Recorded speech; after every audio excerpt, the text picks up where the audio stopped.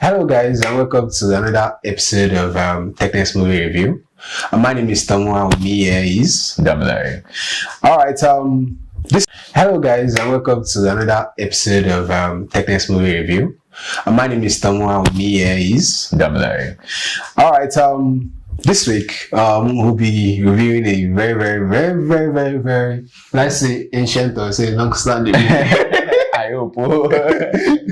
So we're reviewing drumroll Coming to America 2. So the initial movie was done at least when I was not born. Yeah, 1988, that long ago. Okay, yeah, Gen Z. I mean, I can't relate. 40-year-old man. Just yes, we're still small like this. All right. So, Coming to America 2 is a sequel of the initial movie, Coming to America by Eddie Murphy. But this 2021 movie was directed by Craig, and it came out this March 5, and it's been in cinemas and also on Amazon. So, talking about Coming to America, what were your expectations? I mean, I haven't watched the what's it called, the prequel. Yeah, right. 1988. Like, so I grew up watching that movie. It was all cool. So I had this crazy ass expectation, right? Like, boom, my expectation was like this.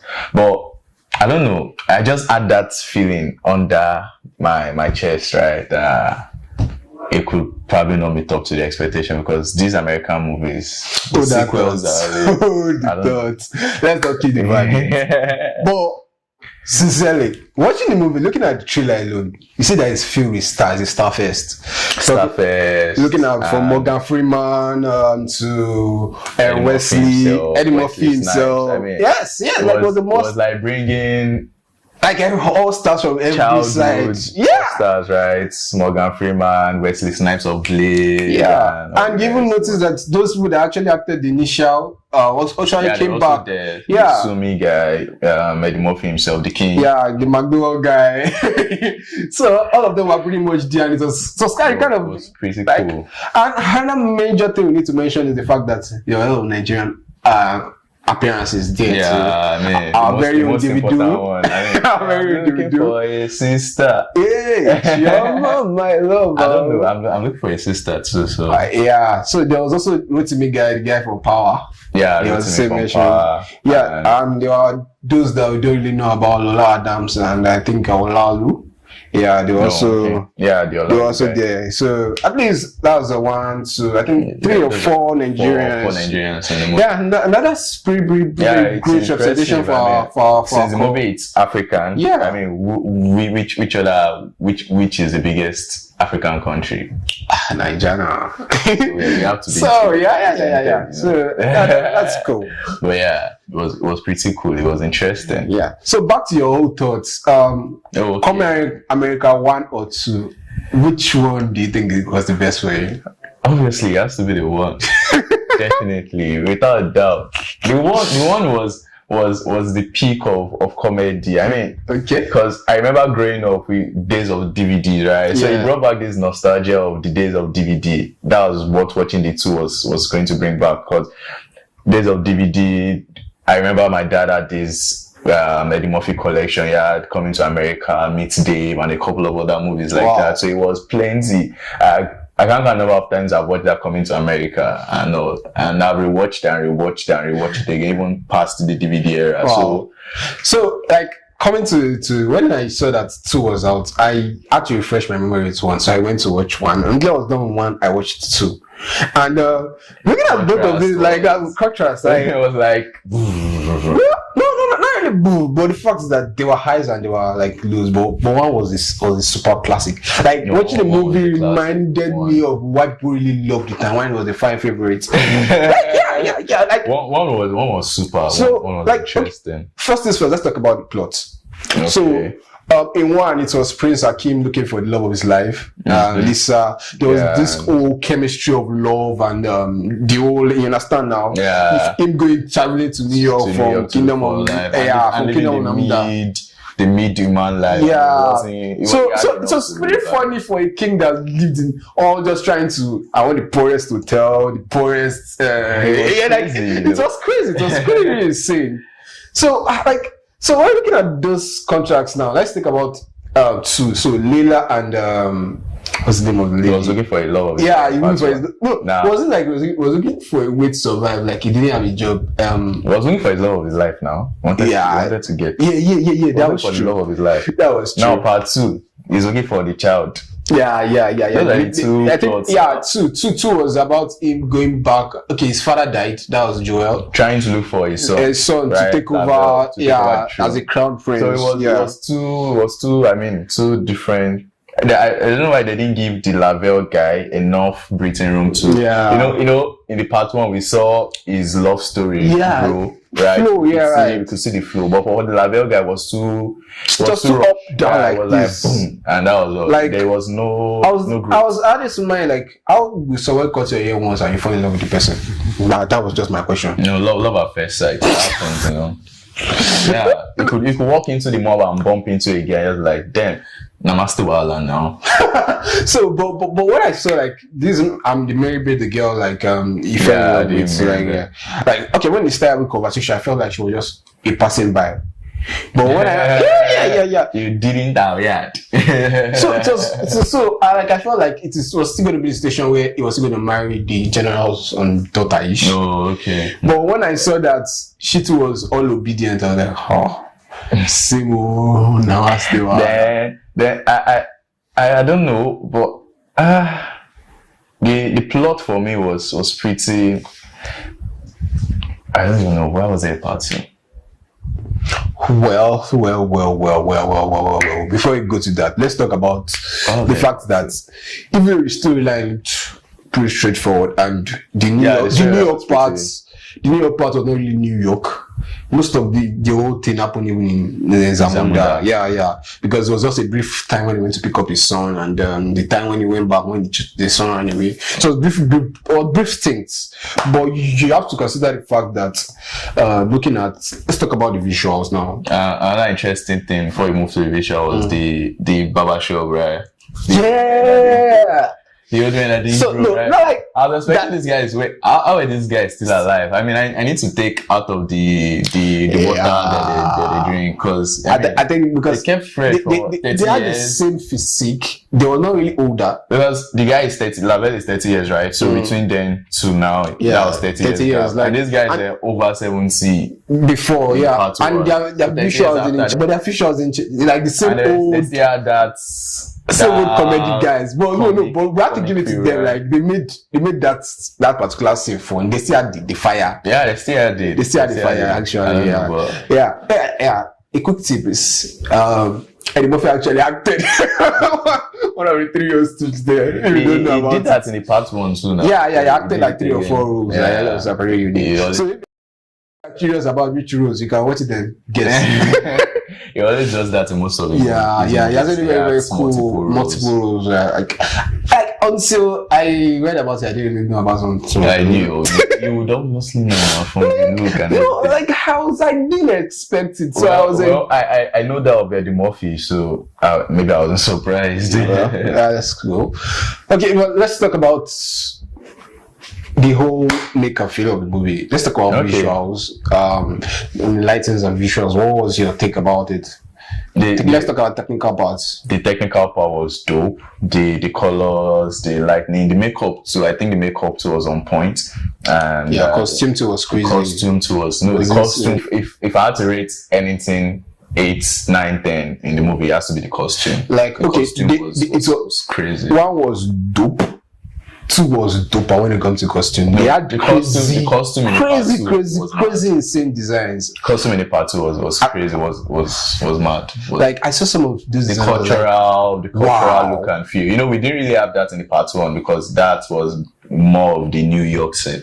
The only place where you had the feel of the cultural towards the beginning. Was towards the beginning and the end when he came back for the wedding. But you saw the fact that they tried to glorify the African culture in almost everything that was done in Zamunda. Now talking about the African culture, I have an issue with Hollywood always trying to make Africa look like we are not. I don't know. This is 30 years after. This guy went to America, right? Yeah. So he came back to the kingdom. Obviously, even if 30 years ago, these guys were pretty remote. Elements of technology. So exactly, still making. I mean, elephants and human beings were still working together, making it look like it was. There were no roads, no cars. So just like one castle in the middle of the jungle. 30 years later, there's still no democratic rule, making it look autocratic. I mean, while the whole Western world was already moving towards feminism, I mean, the female barber and all the rest. Yeah, looking at the look at the difference. The Zamunda world was still looking all autocratic. You saw the transition in New York of 1 and New York of 2. You get right, and in the part 2, obviously, you could see that there was a transition. I mean, Mirambe was a female barber, so they felt that okay. They were moving equality and all the rest. But for the guys, it wasn't really for Zamunda rather. It wasn't really that way. It was still looking all patriarchy. Actually, I agree with you. I don't know. Hollywood plays that card many times over. I mean, they've done it quite often. I don't know. I don't think it's ever going to change. Maybe not anytime soon, though. But well. We can't answer for Hollywood. We can't answer for Hollywood. So that aside that though, the costume and colors and lightnings, everything was cool. It was actually cool. The music also that is something we need to mention about. The music presentation. The music was dope. The music selection. Look at our own personal do now. Whoever compared yeah, there was this old guy that I think he was the one that does the calling for there was a time he jammed into the song and he started singing on music and I was like, oh my lord. No, this is a guy's voice. The music selection. Yeah, and they mixed rap. I don't really know why his role was needed. Was that Michael Blackson guy? I don't know. Well, it stars the show. Because I think there was only one particular scene actually. So I think it was Wesley Snipes part 2 was It wasn't for that character. He's my guy because I loved Blade, but this particular, even is the choreography. They tried. Okay, there was a particular scene I saw that they were trying to do that same scene in Ups and Shaw. When I do, and I really tried to do that. It's like you're trying to mirror. Maybe it's because you were still looking at Wesley Snipes with the Wesley Snipes of Blade. But it looked ridiculous. That was because we were looking at same with that. And come on, without Blade stereotype. Like, I was looking at when I was looking at the whole Zamunda culture. So let's just see, like, so only Wesley that was wearing skirts. And he's not from Zamunda now, he's from what's it called? Next something. Yeah, probably that's what they were there. Yes. Well, okay. Talking about the other characters. Let's talk about other characters. Lovell, the bastard son. Bastard son. How do you think he fared? It didn't do too bad. Although, like I said earlier, I don't really think they allowed him. That progression wasn't really there, but for the sense he acted, it was. Okay, I think the major part I saw where he tried as much as well to express himself was during the ritual. The rituals for him to become the crown prince, and that line part was pretty funny.